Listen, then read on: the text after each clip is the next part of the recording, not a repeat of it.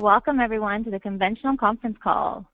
For starters, can everyone hear me? If you can, please type yes into the questions box now.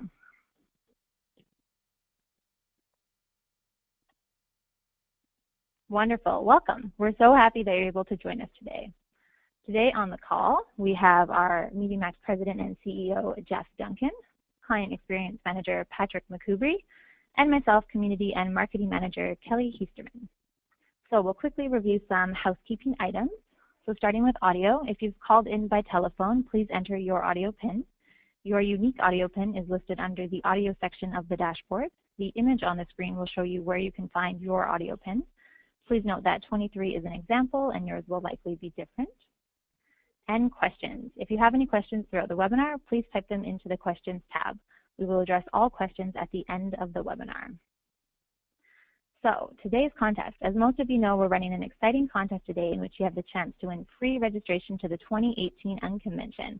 So this is valued at $695. To be eligible to win, you must answer all 5 poll questions throughout the webinar. The winner will be randomly selected after the webinar and will be announced to my post-webinar e-blast, so stay attentive. So I'm going to share some background noise, so if you haven't entered your audio PIN, please do so we don't have that interrupting us. So moving on to our agenda for the day, Jeff will start with a welcome address explaining why we host this annual webinar. I'll share what to expect at the 2018 Unconvention.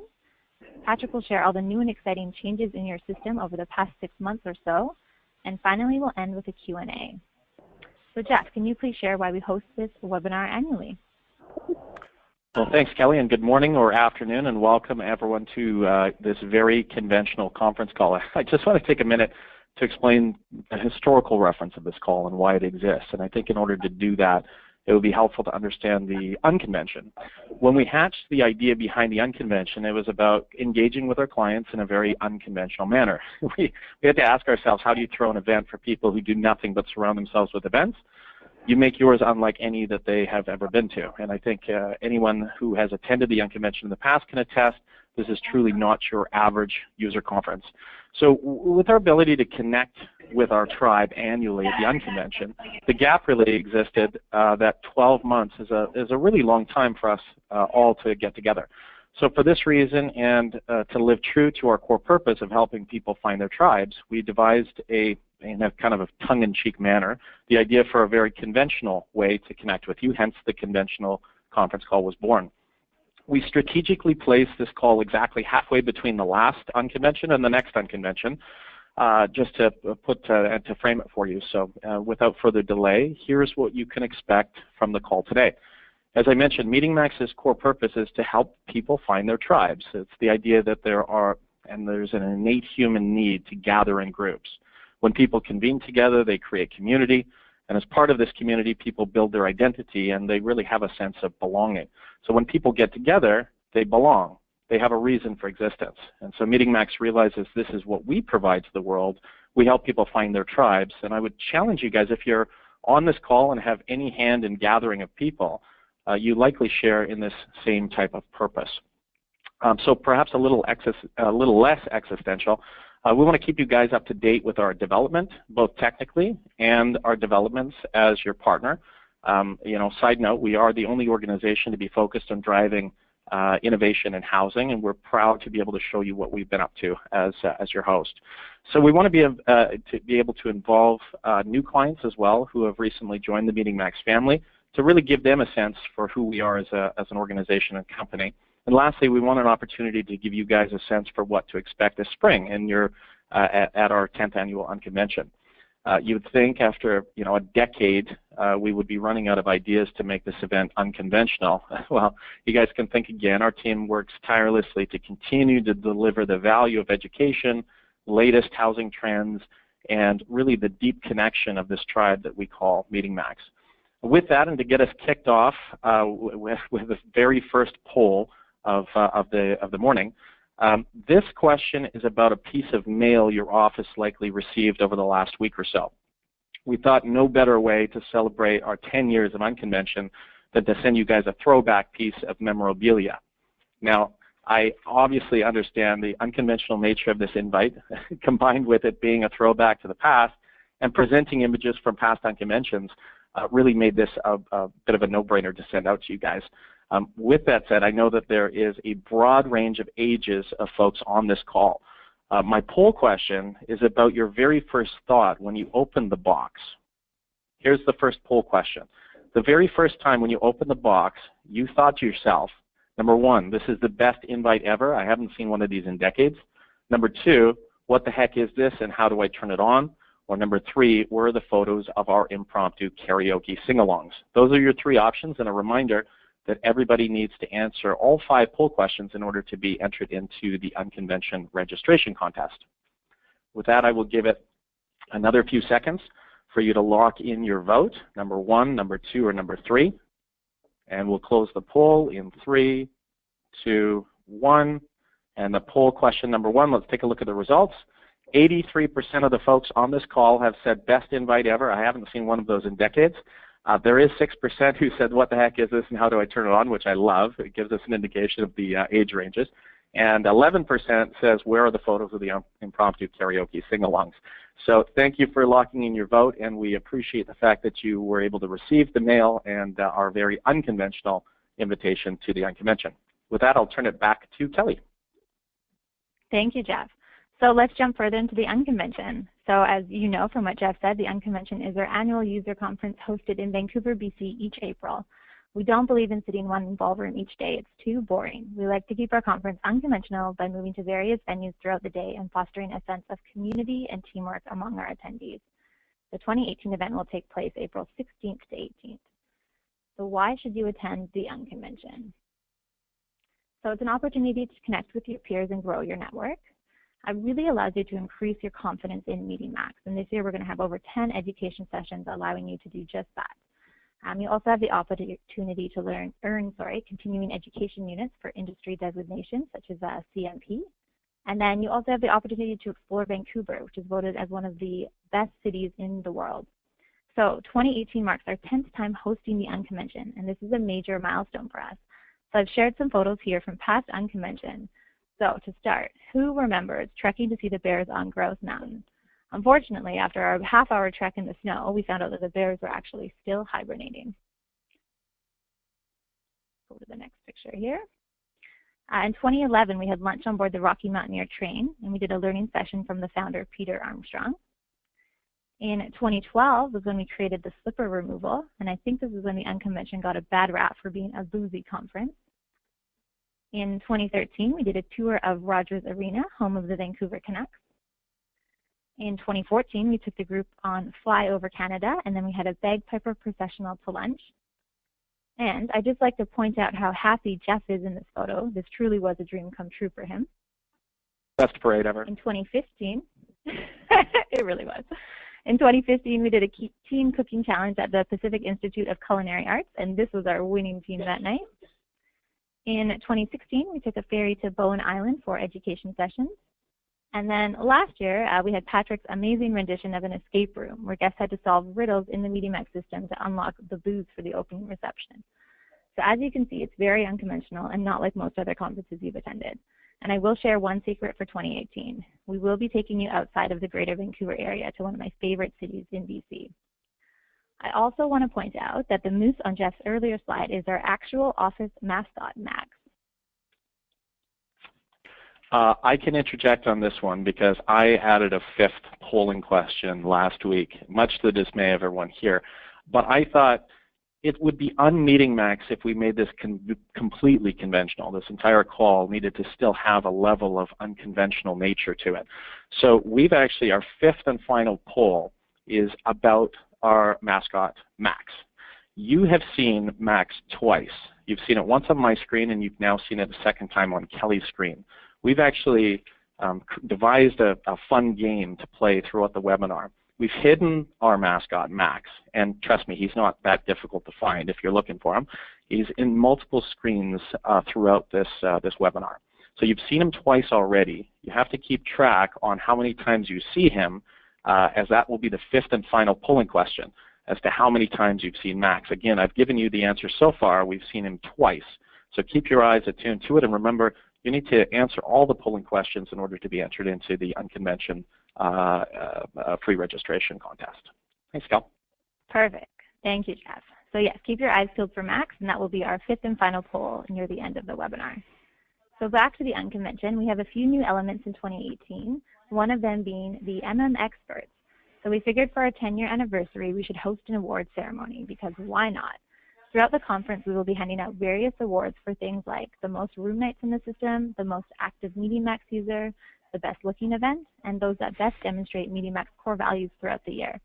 So I need your help finding winners for some of these categories. I will send out a nomination form post-webinar where you can nominate peers or yourself if there's something that you're really proud of. Another change in 2018 is our pricing. So our pricing model has changed. Early bird rates are available for guests who register and pay before the end of the year.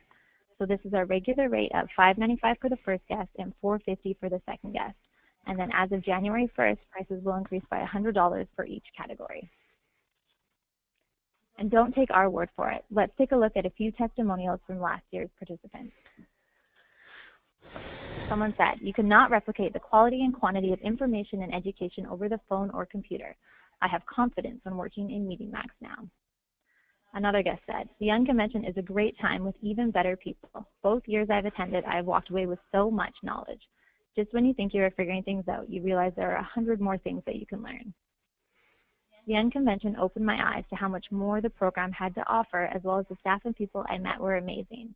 I think everyone should attend to experience the great way Meetingmax helps one learn and grow." And another guest said, "I think this event is highly impactful for all Meetingmax users and potential Meetingmax users." Okay, so there you have it. Send those to your boss and prove why you should be there. And then finally, let's talk about the education you can expect to see at the Unconvention. So expect sessions on housing trends, subblock management, how to identify planner needs to better sell housing, the best ways to train your hotel partners, and how to get the most out of your event setup. So we would love your suggestions as we finalize the education. You have until the end of November to submit either a session you would like to present or just submit an idea for an education session that you would like to see. I will include a link in the post-webinar email where you can submit your ideas. And with that, we will move to poll number 2. So I want to know, of the following, what would most improve your housing operations? I'll go ahead and launch this here. Okay, so what would most improve your housing operations? Is it increasing room block pickup for current events? Would it be running more events through Meetingmax? Would it be knowing the ins and outs of Meetingmax? Maybe it's having better hotel relationships, or maybe it's having better planner relationships. So please go ahead and enter your results now. And remember, you have to answer all 5 poll questions to be entered to win the free Unconvention registration. So we'll leave this open for another 5 or so seconds here. Okay, so I'm going to close this in 3, 2, 1. Okay, so looking at this, it looks like 40% of you would like to increase room block pickup for current events, 33% would want to know the ins and outs of Meetingmax, 14% would like to have better hotel relationships, 12% would like to run more events through Meetingmax, and 2% would like to have better planner relationships. Thank you, that is super helpful as we finalize the education. Okay, and with that, I'm going to pass it over to Patrick, who's going to share what's new in your system. Thanks, Kelly. First and foremost, I want to point out that there's a special visitor on your screen right now in the left-hand side, so you should be noting that. And before we dive into this, I want to preface this by saying we've really put emphasis on system flexibility. So as we look at what's new in our system, this means that we want to give you, the user, the power to decide how to use the system. So this may mean that there are things that in your system that you may use one way, but another user uses in a completely different way. Or we may talk about features that don't make any sense to you, but for others, it's a complete lifesaver. Another thing to note is that we are going to cover a lot of updates. As I was creating the content for this call, the items just kept coming and coming and coming. I had to draw the line somewhere. It's okay, this is enough. So as many of you probably know, our current sprint cycle is a 2-week cycle, meaning that we release code to the live system every 2 weeks. A lot of what we'll be covering today has been sent out through our release notes that accompany every release. So I'm going to start my segment with a poll question.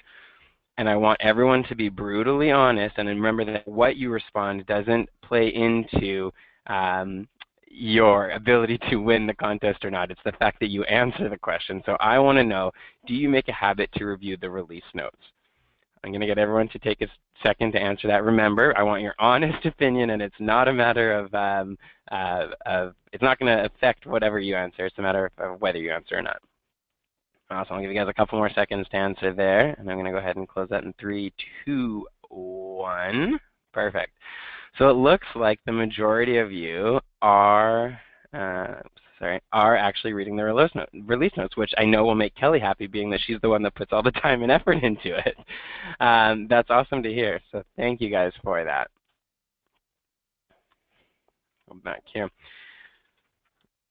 So the first thing we'll cover is the updated reports tab. So many of you have likely already used this refreshed look extensively, but let's dive into it for those of you who may not be familiar with it. The first dropdown contains all of the reports available. So depending which report you select, certain additional criteria may or may not appear. For instance, when pulling the rooming list changes report, you can select whether you want to show credit card information, include canceled rooms, play around with some of the shading, etc. You can still pull the report in either Excel or HTML format. That hasn't changed. This would be a good time, too, to mention some of the new reports we've added, including the change report, which we'll discuss in a second, the rooming list change report, the rooming list subblock report, along with a few others. I won't spend time going into each one of them. I think the best thing for you would be to after you're done this call, look in the system and look at some of the new reports to see how they may impact your day-to-day operations. The second piece of the refreshed look is the previous reports history table. So every time someone pulls a report across any one of the panels, so whether it's in the master control panel, hotel control panel, or planner control panel, a log is made in the master control panel in the previous reports history table. You can select any of the logs at any time to auto-populate the same criteria and pull a new report using those same filters. Note that the new report pulls new data using the same criteria as the original report. So it's not the same data being captured, it's actually new current data. This is helpful if you are someone who pulls the same report on a daily or weekly basis. You won't have to re-enter each field or filter or criteria. You just have to click the log and then click Generate Excel or HTML. Next, let's look at the change requests. You can now process changes directly through the master control panel. In fact, you can actually process multiple changes at once through the master control panel on behalf of your hotel partners without actually having to log into the hotel control panel. It goes without saying that it is first important to make sure that these changes are actually represented in the hotel's property management system before processing in Meetingmax. Even with the new look of the Changes tab, you can still click any individual change request and view the change request detail page. That hasn't changed. So you can click anywhere on this table and it will bring you to the change request detail page. The only difference is that you can now see the accept or decline columns that you would have traditionally only seen in the hotel control panel. Again, I want to reinforce the importance of making sure that these changes are actually done at the hotel level before you process them through Meetingmax, just being that, again, the guest may receive that email letting them know that the change has been processed, and you want to make sure that it's actually processed before they receive that email. Furthermore, you can process changes without actually going into the individual request. So if you click the little blue plus beside each listing, that will actually expand the view to view that change request. So in this example, you can see that there are 4 changes submitted within this one request. Using the dropdowns on the left-hand side, you can select to either accept or decline each individual response. You can also use the dropdown attached to the overall change request listing to accept or decline all of the individual changes at once. Once you've selected an action, whether it's accept or decline for whether it's all or individually, the Save button will become active, and you can process these changes by simply clicking the Save button.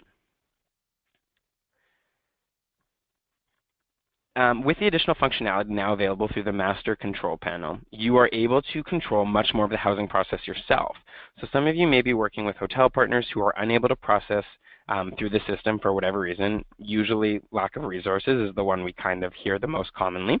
One challenge with this is that there has never really been an easy way for the hotelier to know what reservations have been changed without seeing the actual changes pages within the system. Cue the changes report. This report allows you to send a report with all outstanding change requests at any given date. So for instance, you can pull this report and select October 23rd as the show changes dates from field. In this example, you can see that here. The report will show all reservations that have had a change request submitted, as well as list what the change is. So you could then provide this to your hotelier, who can make the changes, inform you they are done, and then you can then process the changes. This, coupled with the new ability to process changes directly through the master control panel, now allow you to have more control in a simpler way when working in these circumstances. One improvement you'll see in the subblock page was actually an outcome from last year's Unconvention session when we developed our product roadmap together. You now have the ability to create and add inventory directly from the subblock page. So once you're on the subblock here, you'll see that there's add inventory options through this dropdown. This is as simple as selecting the hotel and room type from the add inventory dropdowns and clicking the create inventory for block button. In one of our latest releases, we introduced the hide subblock rates feature. One potential use case would be if you're working, let's say, with a VIP subblock where you or maybe the group is covering the charges for this group and it's all being covered by the master account.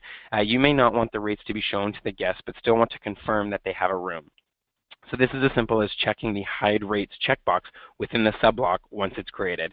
What that will do is it will actually eliminate the rates to display on the front end. So you see where you traditionally see rates starting from is no longer there on the front end. And this is actually true for the entire reservation process. So I'll let my slide catch up here. You can see on the room selection page that the rate's actually not listed within the booking calendar or within the booking summary there. It removes the rate completely. It does also remove the rate, from the emails that are sent to the guest as well. It does, however, still show the rate within the master control panel, hotel control panel, or planner control panel. So note that you would have to know and track which subblocks have suppressed rates and not divulge that information to the guest verbally if you're talking to them over the phone for whatever reason. And that's, again, providing you don't want them to know the actual rate. On that note, I want to look at some of the new front-end improvements we've done as well. So the newest hotel filter we've added is search by hotel name. So this is really beneficial for people who are working on annual events where guests are coming back year after year after year and they know exactly which property they want to stay at. Instead of having to search through and scroll through a long list of hotels, they can just start searching by hotel name and it will filter as they type the hotel name. So again, this is really beneficial for people looking for any particular hotel. We've also introduced the Google Maps integration to the system. And this is a recent update for us as well. So this allows attendees on the front end to view hotels plotted on a map in relation to the event venues and other hotels. You can see it separates it by available or unavailable hotels. And then the user can actually select a hotel right from the maps view. Another thing that we're looking at adding too, that you'll probably see in the next little bit, is the ability to choose on the event level whether you want the map to show or not, and then also whether you want it to default to the map view as opposed to the list view. Setting this up is actually really simple. So under the integrations key, you just need to attain a key from Google, excuse me, which you can do right through the link on the page here. There are some terms and conditions that you need to read and agree to, but once you've done that and you've obtained the key, it's just a matter of making sure it's enabled, and then anytime you have that set up for the event, it will automatically populate on the front end. I'm going to take a quick sip of water and give you guys a quick break. This is officially the intermission from all of the new stuff we're covering. I told you guys there was a lot of stuff. And so we're about halfway through all the content that I have to do, so I want to make sure that you guys take a quick little 2-minute break to stretch your legs and come back. Well, I'm going to have another sip of water so I don't choke. All right. Welcome back, everyone. So one of the newer features in the system is the ability to control which credit card types you accept at the event level. This also allows you to prevent any credit cards expiring before the check-in date or any particular date that you want to select to be used as a guarantee method. One thing to note is that we've seen this come up a couple times with people using this feature, that if a credit card is expiring before the arrival date, guests often don't have their new credit card until the credit card is officially expired. So if they're trying to book a room before their credit card expires, they likely will have to, there's one more barrier to entry there if they have to wait for a new credit card or find an alternative credit card. Again, Our goal is to give you control of how your event is operating, so you have the control whether to use this feature and what date to select as far as allowing credit cards to be used. Next, I want to point out the event source email functionality. Excuse me. This allows you to change the system default sender name and email address for any specific event. So this is found under the Communications tab of the event, and you can see it's listed right above the actual email content there. So adding something in there will default or change the default name to something specific for this event. Also, as of last week, you'll likely have seen that the Hotel Users and the Planners tab were combined into one Users tab. So if you're in the system, you'll see that that looks a little bit different for you now. You'll now see sub-tabs under the Users tab for each Hotel Users and Planner Users. The process to add or edit users has not changed, other than the fact that you now have to that they now live within two sub-tabs here. This is the beginning stages of a major project our development team has been working on called Access Control Levels. The next change you'll see is the introduction of system owners.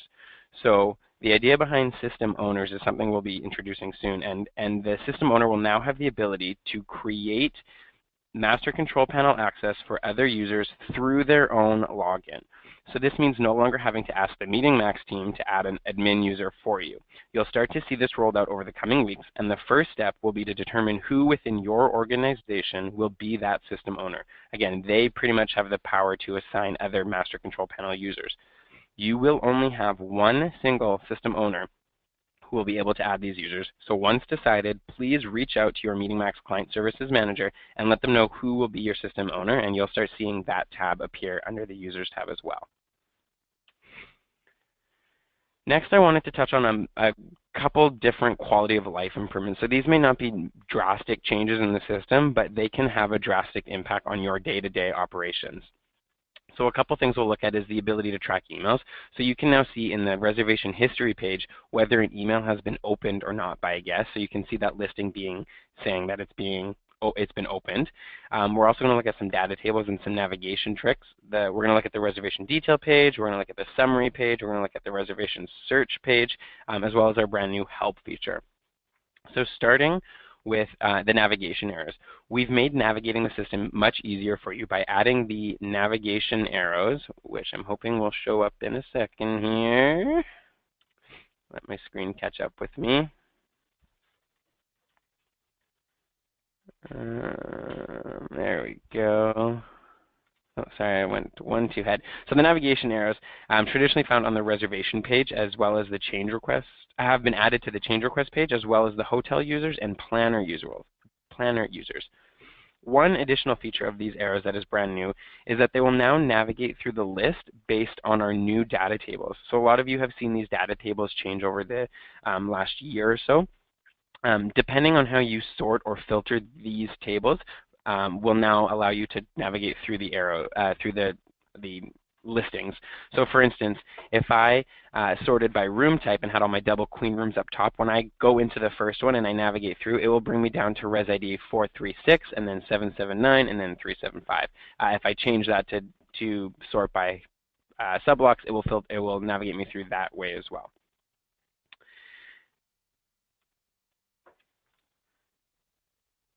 When assigning comps to room, for those of you using the comp rooms feature, you'll now see that the original rate is actually crossed off, indicating which rooms have been comped, or which nights have been comped, sorry, while still allowing you to see the value of that room.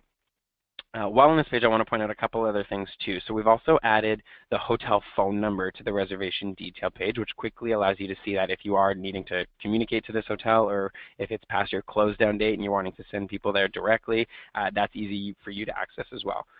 We've also seen the related reservations field cleaned up a little bit. So you can now manually relate a reservation to one another, remembering that if you clone a reservation, it will automatically relate to reservations. And then another thing is just a friendly reminder of all the different links within the reservation detail page. So you can use the hotel name link to automatically get to the event hotel page. So this is great if you need to review the room reservation agreement or see the inventory page there. You can also click the related reservation links to link to the the related reservation detail pages there. And then finally, you also have the room type, which links you to the inventory page for that subblock room type, which is, again, a really great way to navigate through the system without having to go back and forth, back and forth. Next, looking at the changes, some changes you'll likely see on the you've already likely seen on the summary page, but this includes the addition of the cutoff date per subblock, and the fact that the block name will, again, navigate you directly to the inventory page. So again, just easier ways to get in and out of the system. We've also added the event dates in the drop-down up at the top, and you'll soon see the cutoff date for the event listed there as well. One thing that you probably may not have noticed is we've actually optimized this page as well to allow for more dates to fit across the page. So now when you're working with longer events, you'll see more pages within the actual summary table.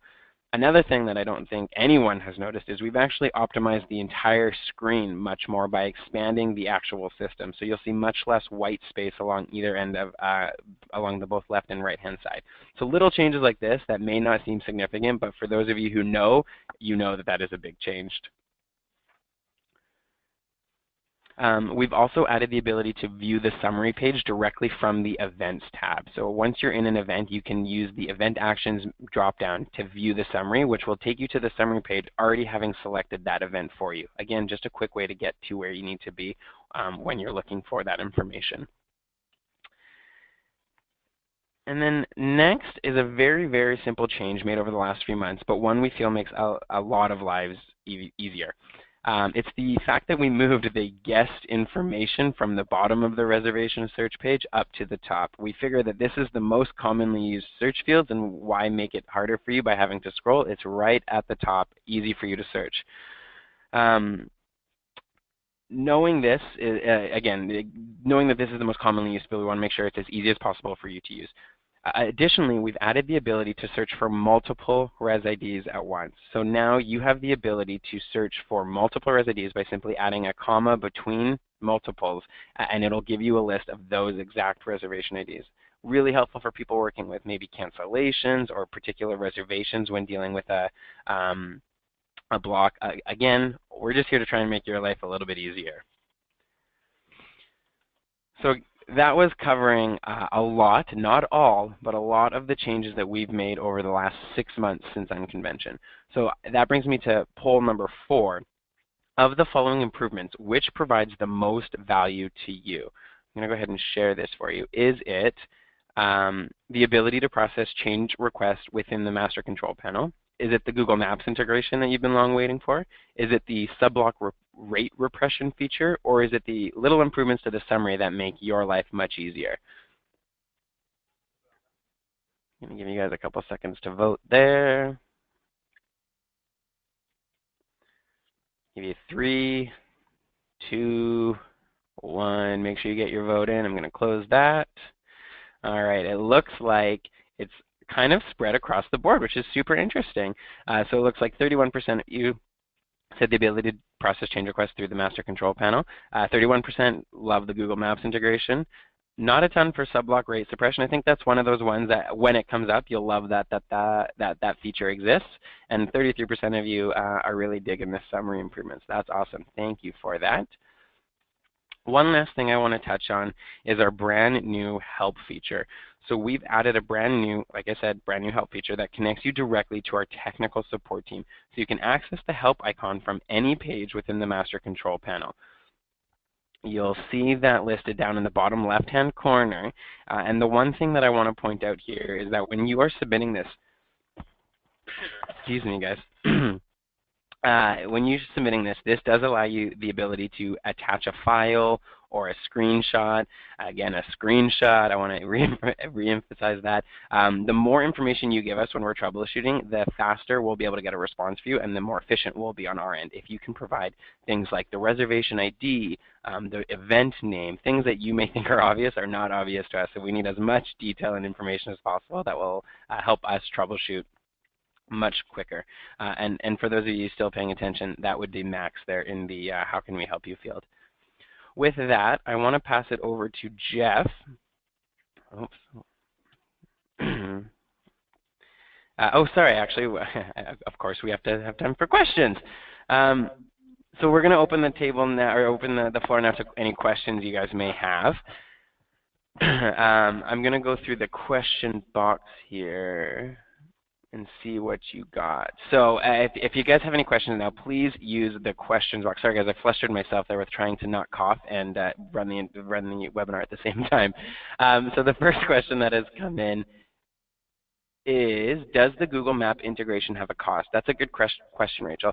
The obtaining of a key is free. Some of the terms and conditions that you'll have to read through and give and agree to do pertain to a cost. So it has to do with whether the link that you're posting the map on is accessible publicly or whether it's behind a virtual wall. So something like if your hotel reservation process requires a registration first, then there's going to be a cost because that's considered a private link. If you have your link out there for the world to see, then it's considered public. Again, that's kind of the layman's term of it. I would go through and make sure that you read the terms and conditions on the Google key before you actually use that openly like that. Another question that's come in is anything new that you guys are rolling out that may help me sell attendees to the Meetingmax conference over and above the education points you have mentioned on this call? So you're looking for convincing your boss on how to get you to Unconvention. Kelly, maybe I can pass that off to you. Well, yeah, absolutely. So I'm just kind of reading the question here. Anything new that you guys are rolling out that may help me sell attending the MMX conference over and above the education points? Yeah, definitely, and we can connect afterwards as well. I think the education is going to be the key thing, and it's not just education on the system. Obviously, that's a big point of it, of understanding all the ins and outs of the system, and I think some of the testimonials that I read really relate to that. There's so much in the system that sometimes just gets overlooked or you forget about, and when you can come to the conference and have 2 full days in the system learning it, you realize new ways that you can run your events better. And then I guess on top of that, we also just talk about housing best practices. So how can you have those better relationships with your hotel partners, with your planners? How can you better sell the system to have more events through there? How can you better market it so that you have more room nights through the system? So there's a lot of different things that are covered that just overall help you better manage your housing programs. So definitely, let's feel free to connect after the call and we can talk about that further, but I have a bunch of stuff I can help you with and we can work to get you here because I think there's a lot of value in it. Awesome. Thanks, Cal.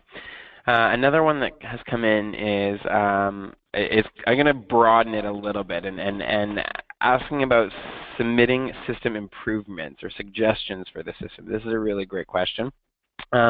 I think the best way for you guys to do this is officially through that help icon that you see in the system. Attaching a screenshot to saying, hey, this would be really helpful for me, or it'd be really nice if it could do this. That's going to be the best way to go about it because it will automatically enter our ticketing system and it allows us to track it better. And knowing that it's not just kind of going into space and it's actually reaching people, I think that would be your best bet. So again, if you have any things that would make your life easier, that's probably the best channel to let us know about that. Another question that has come in, Kelly, I'm probably going to divert this one to you.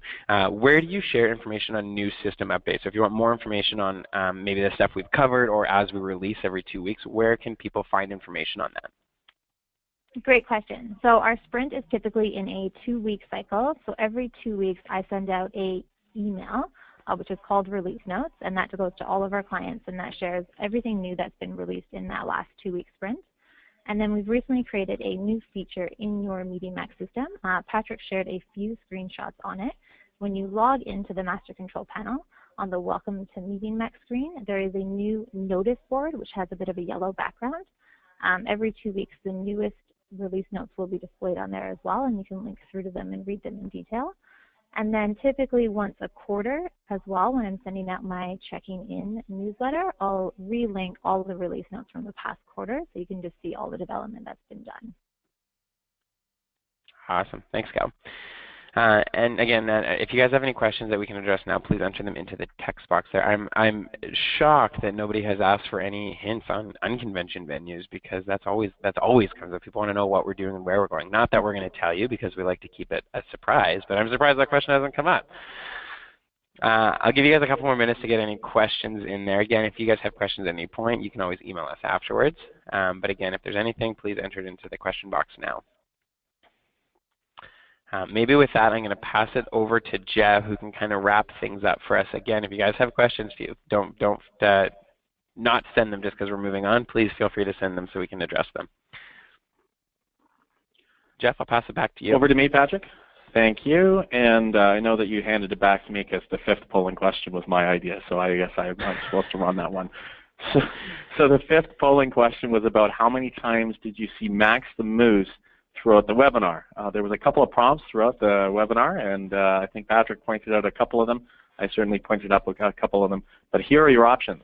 Did you see Max the Moose twice, 5 times, 10 times, or 11 times through the presentation? So please go through, and I know everyone's got little tick marks on their notepads. Go ahead and count up your little tick marks and enter in your vote. 2 times, 5 times, 10 times, or 11 times. And a reminder, everyone needs to answer all the questions. You don't necessarily have to get them correct. Lock in your votes in 3, 2, 1, and let's close that poll and see how we did. The answer, 77% of the time, 77% of you answered 10, with 16 at 5, and 11. There's 7% with 11. The correct answer is 10 in light of our 10th year Unconvention anniversary. The number was 10. So thank you for everyone for participating in that. And that is the final poll question of the webinar. I will pass this back over to Kelly. Perfect. Thank you, Jeff. And that ends our webinar for today. So we're getting you guys out of here a bit early, which is always nice to have some free time. So thank you so much for joining us today. I will send a post-webinar email shortly, which includes a copy of the webinar and also the winner of our contest. So keep an eye on your inbox. Good luck and have a great rest of the day.